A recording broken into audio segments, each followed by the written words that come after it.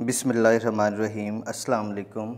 आज मैंने second year computer book जो है C plus plus second year computer में दो किताबें हैं, एक सी प्लस प्लस है और एक डेटाबेस है। तो सी प्लस प्लस में से 25 नंबर का पेपर आता है, डेटाबेस में से 25 मार्क्स का पेपर आता है और सी प्लस प्लस में से 50 नंबर का 50 नंबर का पेपर आता है। अगर तो आप पास होना चाहते हैं तो फिर भी आप सिर्फ़ और सिर्फ सी प्लस प्लस ही कर लेंगे तो आप उसमें से आसानी से पास हो सकते हैं। और अगर आपने अच्छे नंबर लेने हैं तो सी प्लस प्लस आपको बहुत अच्छे से करनी पड़ेगी, क्योंकि फिर ही आपके अच्छे नंबर आएंगे, क्योंकि इसमें से 50 नंबर का पेपर आता है। आज की वीडियो में मैंने जो मोस्ट इम्पोर्टेंट लॉन्ग क्वेश्चंस हैं सी प्लस प्लस के हवाले से, सी प्लस प्लस की बुक के 7 चैप्टर हैं, तो 7 चैप्टर्स में से जो मोस्ट इम्पोर्टेंट लॉन्ग क्वेश्चंस हैं वो मैंने रिसर्च करके, पास्ट पेपर देख के और स्मार्ट सिलेबस को ALP को देख के 2021 के हवाले से जो सेलेक्ट किए हैं वो मैंने इस वीडियो में रख दिए हैं और इंशाल्लाह इसमें से आपके बहुत अच्छे नंबर आ सकते हैं। एक तो लॉन्ग क्वेश्चन जो हैं वो 3 लॉन्ग क्वेश्चन आते हैं, उसमें से आपने 3 लॉन्ग क्वेश्चंस आते हैं, उसमें से आपने 2 लॉन्ग क्वेश्चंस करने होते हैं 8 नंबर के, यानी कि 2 × 8 16 नंबर के लॉन्ग सवाल आते हैं। तो ये जो मैं आपको क्वेश्चंस बताने जा रहा हूँ चैप्टर वाइज, ये सारे के सारे क्वेश्चंस मैंने लिखे हैं, वो मैं आपको अभी दिखाता हूँ और सारे के सारे रीड कर देता हूँ, ठीक है।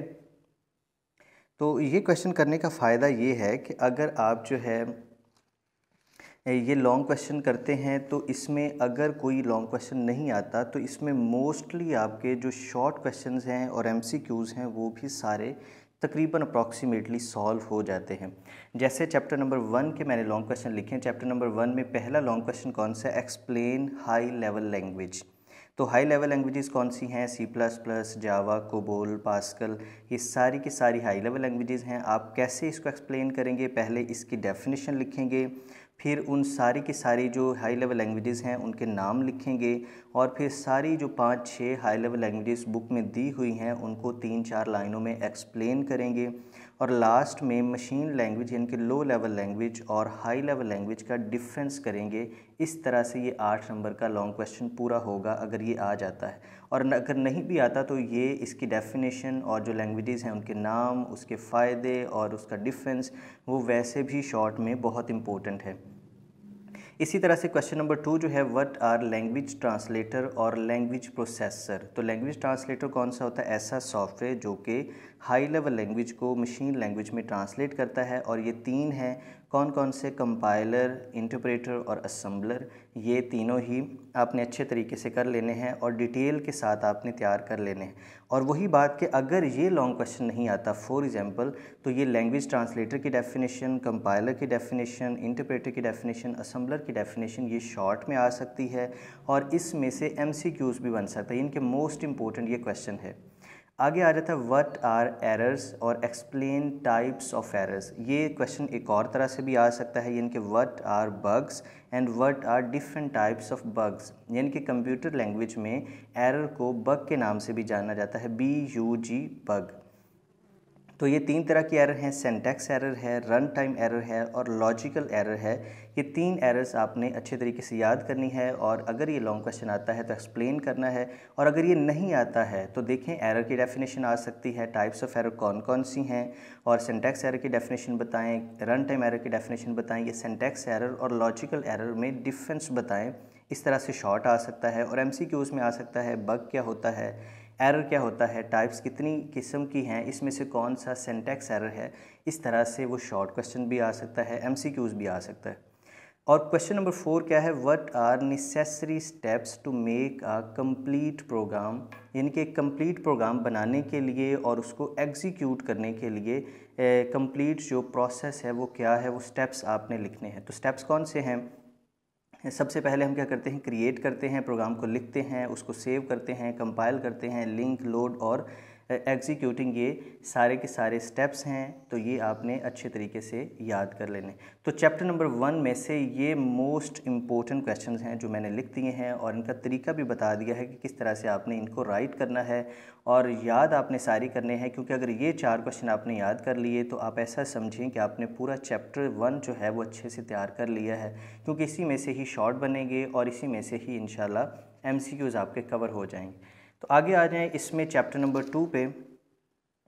चैप्टर नंबर 2 में क्वेश्चन है what are different data types used in C language. तो सी लैंग्वेज में डिफरेंट डाटा टाइप्स जो हैं वो इस्तेमाल होती हैं। तो इंटीजर डाटा टाइप्स है, फ्लोट डाटा टाइप है, डबल डाटा टाइप है, तो वो आपने एक्सप्लेन करनी है। ठीक है, तो उसमें कैसे एक्सप्लेन करना है, जैसे इंटीजर डाटा टाइप में कितने बाइट्स की मेमोरी चाहिए और उसकी रेंज क्या है, और लॉन्ग डबल में या लॉन्ग इंटीजर में कितनी मेमोरी चाहिए और उसकी रेंज क्या है, वो एक टेबल दिया हुआ है। वो टेबल अगर आप याद कर लेते हैं तो ये आपका लॉन्ग क्वेश्चन कंप्लीट हो जाता है।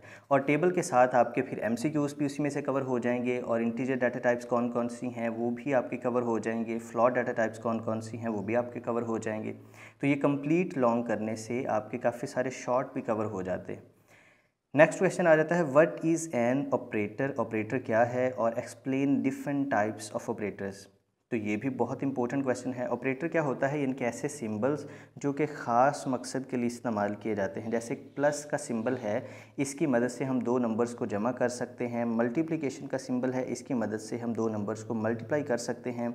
ग्रेटर दैन और लेस दैन, ये डिफरेंट दो सिंबल्स हैं, इसकी मदद से हम दो वैल्यूज़ का मुवाजना कर सकते हैं कि बड़ी वैल्यू कौन सी है और छोटी वैल्यू कौन सी। इन सब को हम ऑपरेटर्स कहते हैं।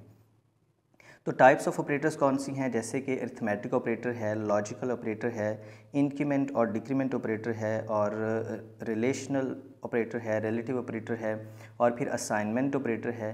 तो डिफरेंट ये ऑपरेटर्स हैं। ये सारे ऑपरेटर्स की डेफिनेशन और ये कौन कौन से हैं, सिर्फ यही आपने याद करने हैं, तो आपका लॉन्ग क्वेश्चन कंप्लीट हो जाता है। और इसी तरह से अगर ये क्वेश्चन फॉर एग्जांपल लॉन्ग में नहीं आता है तो आपके मोस्टली जो शॉर्ट क्वेश्चन है वो सॉल्व हो जाते हैं, और एमसीक्यूज़ भी सॉल्व हो जाते हैं। जैसे कि बताएं कि इसमें से लॉजिकल ऑपरेटर कौन सा है, बताएं इसमें से इंक्रीमेंट ऑपरेटर कौन सा है, बताएं लॉजिकल ऑपरेटर इसमें से कौन सा है, बताएं कि प्लस जो है वो बाइनरी ऑपरेटर है या यूनरी ऑपरेटर है। इस तरह से एमसीक्यूज़ इसमें से बन जाते हैं। ठीक है, ये चैप्टर नंबर 2 आपका कवर हो गया है। आगे चैप्टर नंबर 3 की तरफ आएँ।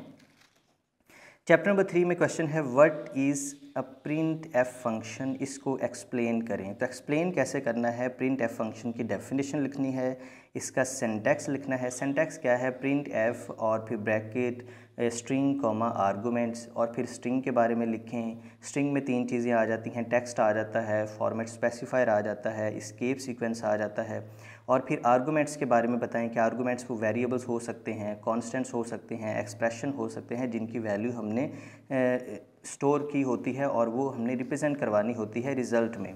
ठीक है, इस तरह से आप ये प्रिंट एफ फंक्शन को एक्सप्लेन करेंगे।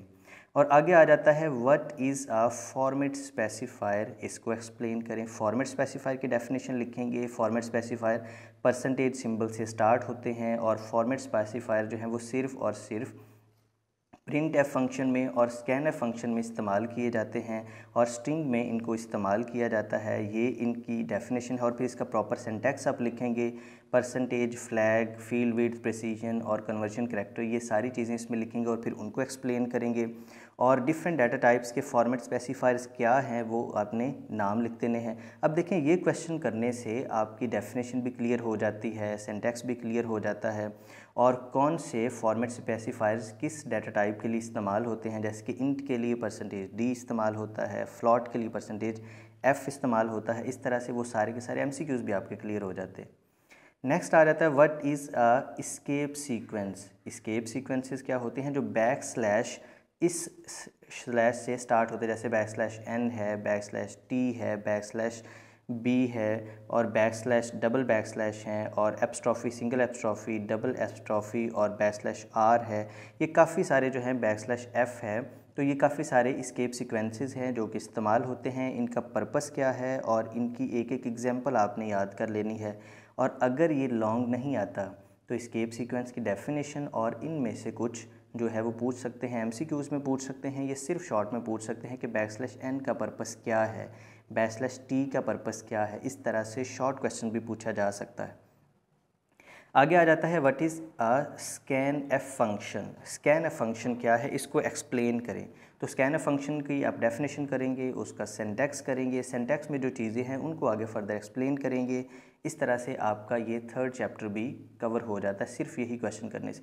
और ज़रूरी नहीं होता है कि एक लॉन्ग क्वेश्चन है उसको आप एक एक लफ्ज़ याद करें। अगर तो आपने अच्छे नंबर लेने हैं, आप एक अच्छे स्टूडेंट हैं, फिर तो डेफिनेटली आप पूरे का पूरा कंप्लीट क्वेश्चन जो है वो याद करें। और अगर आप सिर्फ पास होना चाहते हैं तो जो क्वेश्चंस मैंने बताए हैं आप इनका थोड़ा थोड़ा सा टच, इनके दो दो लाइनें, तीन तीन लाइनें इनके बारे में भी रीड कर लेंगे, याद कर लेंगे, इनकी हेडिंग्स याद कर लेंगे, एग्जांपल्स थोड़ी थोड़ी सी याद कर लेंगे, डिटेल में ना भी आप लिखेंगे तो कुछ ना कुछ तो नंबर ज़रूर आ जाते हैं। इस तरह से बंदा पास हो जाता है। ठीक है, आगे चैप्टर नंबर 4 की तरफ आते हैं। चैप्टर नंबर 4 में क्वेश्चन है explain if else if statement with programme.